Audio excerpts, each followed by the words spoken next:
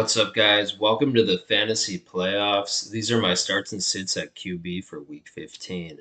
This week I'm starting Kyler Murray. He's put up solid fantasy performances over his last two games, and he gets a solid matchup versus New England this week in a must win game for the Cardinals. Murray has thrown the ball at least 37 times in each of his last three games, and with that kind of volume versus a banged up Patriots secondary, he should be in for a nice day. I'm also starting Tua Tagovailoa. Similar to Murray, he finds himself in a must-win game versus Houston. The Dolphins need to prove they can beat a team with a winning record, and Tua should get the opportunity to let it rip. He's thrown the ball at least 40 times in each of his last three games, and he's averaging over 25 points per game in his last four contests. I think he keeps it rolling this week. And I'm also starting Aaron Rodgers versus Jacksonville. He looked the best that he has in a Jets uniform last week. And while the Jets season is over, Rodgers still has a lot to play for. He needs to play well down the stretch to get a starting job next year if he chooses to return to the NFL. And he gets a great matchup versus Jacksonville to do that. I like Rodgers to have his best game of the season.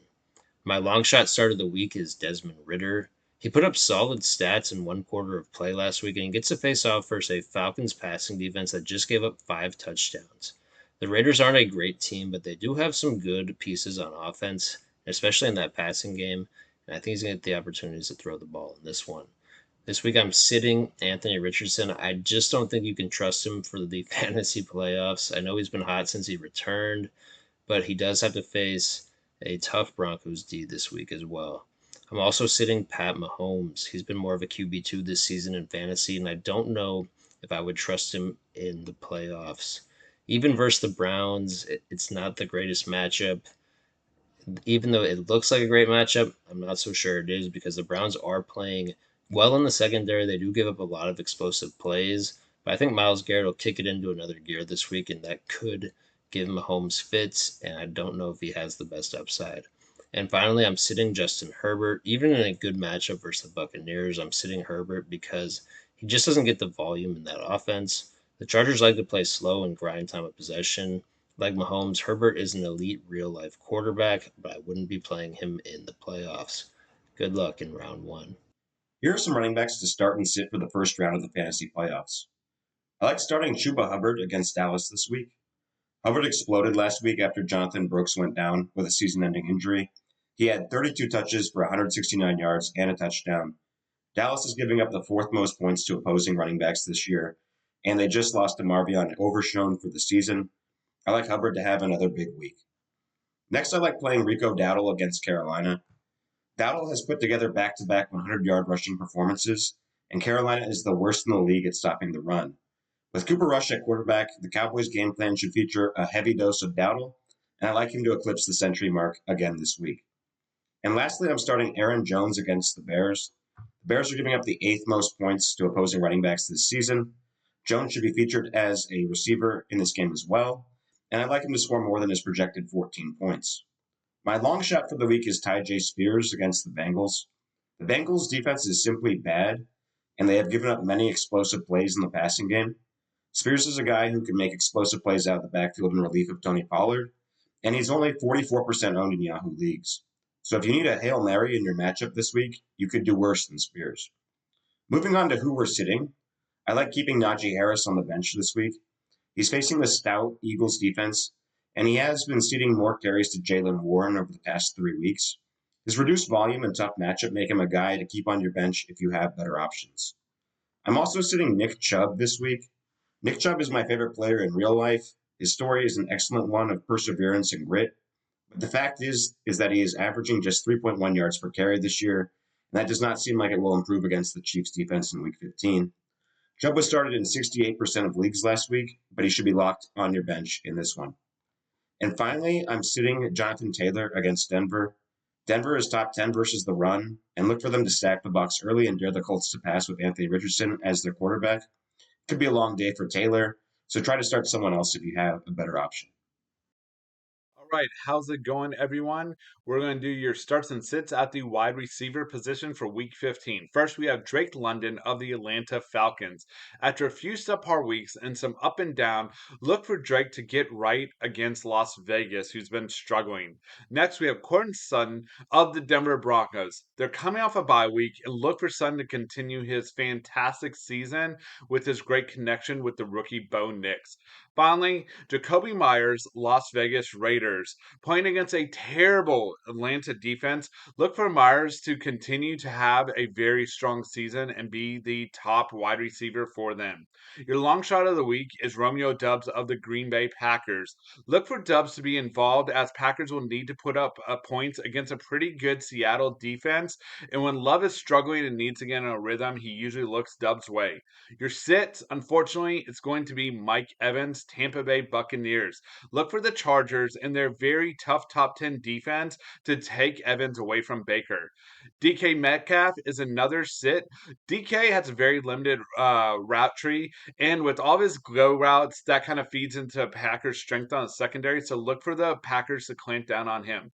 Finally, Brian Thomas, Jacksonville Jaguars. Love the player, but with them being down to Mac Jones and they're playing the top ranked Jets pass defense, look for him to have just not his quite great year that he's been having.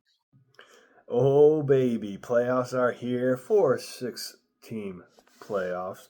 But if you're a 4-team playoff league, then this is the last week to get into the playoffs.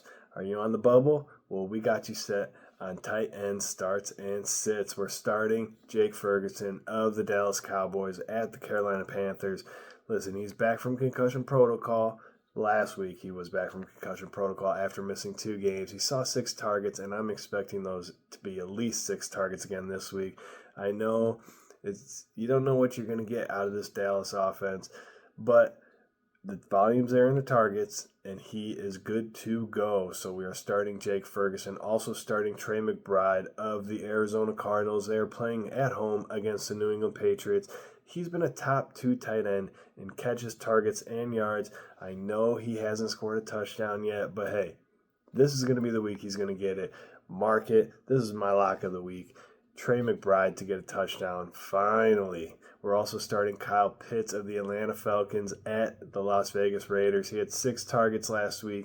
I know it's been a little wishy-washy with Kirk Cousins as of late, but hey, he is their guy still. They are not going to any backup quarterbacks. It's going to be Kirk Cousins, Kyle Pitts. He's going to have a week. My long shot is Tyler Conklin of the New York Jets. They are at the Jacksonville Jaguars. Last week he had 5 targets. Aaron Rodgers is starting to throw the ball well. The offense did really well last week, and I expect Conklin to put up some decent numbers this week. Who knows? Guy could shoot the moon and win it all for you. We'll see. We are sitting Pat Freiermuth of the Pittsburgh Steelers at Philadelphia. He's had 3 or less targets in 7 of his last 9 games, and this is just a bad matchup. I know I'm often fading everybody against Philly, but for good reason. Their secondary is phenomenal. Their defense is just good. Their whole team is good, but their defense is just straight up balling. I'm fading Pat Freiermuth. We're also fading Cade Otton of the Tampa Bay Buccaneers at the Los Angeles Chargers. The Chargers are decent against the pass, and they're also very good against tight ends. So I'm fading Cade Otton, and that is your start sits at the tight end position this week. This week's start sits on defense, we are starting the Arizona Cardinals.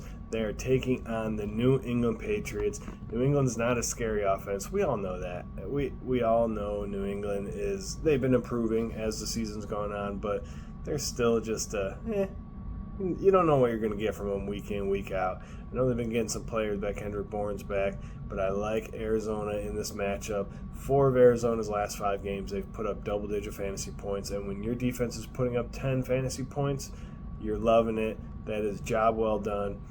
They also have Carolina next week, so like I said in previous videos, Arizona is one of those defenses who has a good fantasy playoff schedule. You might want to consider rostering them.